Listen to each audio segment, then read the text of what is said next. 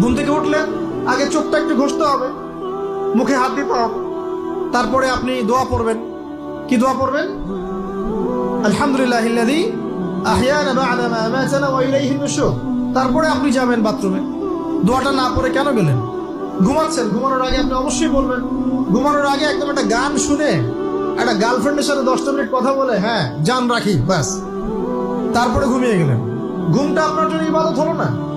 হারামে লিপ্ত হবেন না। আল্লাহুম্মা বিইসমিকা আমুতু ওয়া আহইয়া পড়তেন, সূরা মুলক পড়তেন, সূরা কাফিরুন পড়তেন, সূরা ফালাক নাস ইখলাস পড়তেন, ঘুমিয়ে যেতেন।